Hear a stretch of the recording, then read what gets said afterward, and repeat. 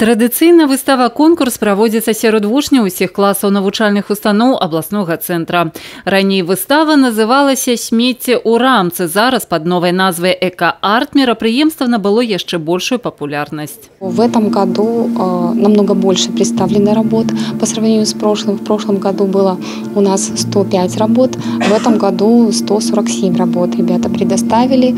И увеличилось количество учреждений. Если в прошлом году 23 учреждения участвовали в этом конкурсе, то на этот раз 37. Для чего это надо? В первую очередь для того, чтобы привить культуру в области обращения с отходами с малого возраста. Чтобы дети уже понимали, что не просто выбросить те же коробки свои, те же какие-то игрушки поломанные, просто выбросить в мусорку, а надо пойти на контейнерную площадку, найти контейнер, который непосредственно необходим для данного вида отходов, и выбросить уже по направлению.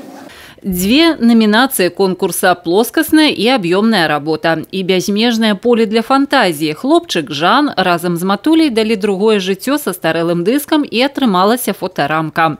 А Мілаславе ўдалося з простых рэчаў зрабіць сапраўдны яблык жаданняў. Павага да экалогіі пачынаецца з дзяцінства. Я взяла 2 пластиковых бутылок, отрезала 2 низа и склеила это.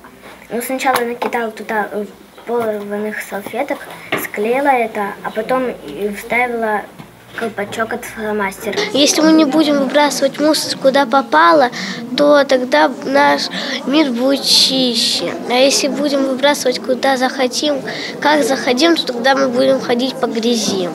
Надо задуматься в первую очередь взрослым, а потом они уже научат своих детей. Нам необходимо сортировать мусор. Если мы не сортируем мусор, то вся наша планета погибнет. А каб планета не загінула і наш агульны дом быў чыстым і прыдатным для жыцця, ёсць простыя правілы, пра якія ўдзельнікі выставы ведаюць дакладна. Сартаванне смецця па адмысловых кантэйнерах для пластыка, шкла і паперы. Прыгожыя ж рэшткі – добрая нагода для творчасці і для актыўнага ўдзелу ў выставе «Эко-арт». И любой посетитель, читатель библиотеки может прийти к нам сюда и принять участие в этом мероприятии. Он может проголосовать за понравившуюся работу и тем самым тех участников, кто приносил к нам свои замечательные поделки, поддержать и привести к победе. Наведаць выставу и ўзяць удзел у галасаванні можна на працягу лютага. Вераніка Яковец, Тыгран Акапян, тэлерадыёкампанія «Брэст».